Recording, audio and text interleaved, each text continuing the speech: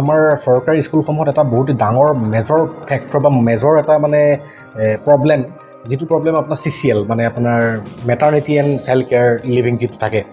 গতিকে এই ক্ষেত্ৰত ছাৰ কোনোবা এখন স্কুলৰ পৰা যদিহে এগৰাকী শিক্ষয়িত্ৰীয়ে এনেকুৱা এটা লিভত গুচি যায়, গতিকে সেই লিভটোৰ বাবে টেম্পৰাৰী এপইণ্টমেণ্টৰ ব্যৱস্থা আগতে আছিলে, কিন্তু আজিকালি তেনেকুৱা হোৱা দেখা নাযায় কিছু কিছু ক্ষেত্ৰত।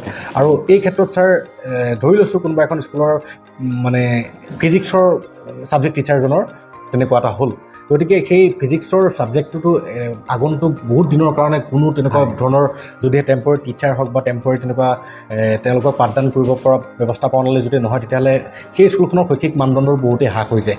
গতিকে ছাৰ আপুনি আপোনাৰ কাৰ্যকালত এনেকুৱা কিছুমান প্ৰব্লেম নিশ্চয় ফেচ কৰিছে, এইসমূহক আপুনি কেনেকৈ শ্বৰ্ট আউট কৰিছে? শ্বৰ্ট আউট কৰিছে মানে চাওক, CCLটো তেওঁলোকৰ প্ৰাপ্য, সেইটো গভৰ্ণমেণ্ট অৰ্ডাৰ আছে। কিন্তু এটা কথা হ'ল যে CCL এতিয়া আমাৰ ছামাৰ ভেকেশ্যন আজি খোলা, আজি আমাৰ 4 তাৰিখ। এতিয়াও CCL এপ্লিকেশ্যন যথেষ্ট মোৰ তালৈ আহি আছে। কিন্তু কথা হ'ল যে এতিয়া মোৰ স্কুলবিলাকত টিচাৰ কিছু শ্বৰ্টেজ হৈ আছে। শ্বৰ্টেজ এতিয়া আমাৰ নিউ ৰিক্ৰুইট হ'ব, আমাৰ অনাৰেবল CM ছাৰে হয়তো 10 অক্টোবৰত আমাৰ টিচাৰ কিছু দিম বুলি কৈছে। ইতিমধ্যে মোৰ নগাঁও ডিষ্ট্ৰিক্টত বা 5খন ডিষ্ট্ৰিক্টত, নগাঁও ডিষ্ট্ৰিক্টত মোৰ ভেৰিফিকেশ্যন কমপ্লিট হৈ গৈছে, গ্ৰেজুৱেট টিচাৰ আৰু PGT। আৰু গতিকে আমি এইখিনি কাম হোৱাৰ পিছত আমি টিচাৰখিনি পাম। হ'লেও মোৰ স্কুল কিছু শ্বৰ্টেজ হৈ আছে, যাৰ কাৰণত মই মানে অলপ কঠোৰ সিদ্ধান্ত ল'বলগীয়া হয় CCLৰ ক্ষেত্ৰত।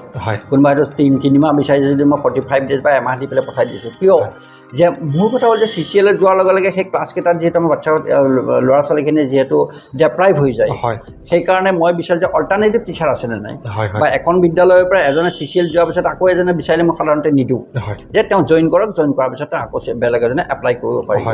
গতিকে CCLটো লৈ পেলাই মোৰ বহুত প্ৰব্লেম হৈছে।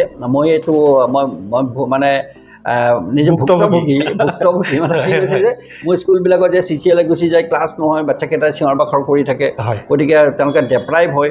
আৰু এইবিলাক যদি কণ্টিনিউ আমাৰ ক্লাছ ট্ৰানজেকশ্যন, মোৰ কিছুমান টাইমিং আছে। এতিয়া আপোনাৰ জুন, তাৰপিছত জুলাই মাহ গুচি গ'ল, আগষ্ট, ছেপ্টেম্বৰ, এইখিনি মোৰ ক্ৰুচিয়েল টাইম। এইখিনি সময়তে মোৰ ক্লাছখিনি ফুল চুইং যদি আৰম্ভ হৈ যায়, মই কোৰ্চখিনি শেষ কৰি দিব পাৰোঁ, তাৰপিছত আমাৰ হাফ ইয়াৰলি পৰীক্ষা আহিলে। গতিকে এই টাইমটোত মানে কোনো ছুটি ল'লে মই অকণ বেয়া পাওঁ যে মোক ক্লাছকেইটা হ'ব লাগে, যাতে বাচ্চাকেইটা স্কুললৈ আহিছে ক্লাছ নোহোৱাকৈ যে যাব নালাগে, মই এইটো বিচাৰোঁ। হয় ছাৰ, খুব ধুনীয়া। আৰু আমি আশা কৰোঁ আপোনাৰ ছাৰ আগন্তুক কাৰ্যক্ৰমণিকাসমূহত আপুনি এই বিষয়ে গুৰুতৰভাৱে দৃষ্টি নিক্ষেপ কৰিব আৰু এনেকুৱা প্ৰব্লেম যাতে নাহে, তাৰ বাবে আশাবাদী আমি।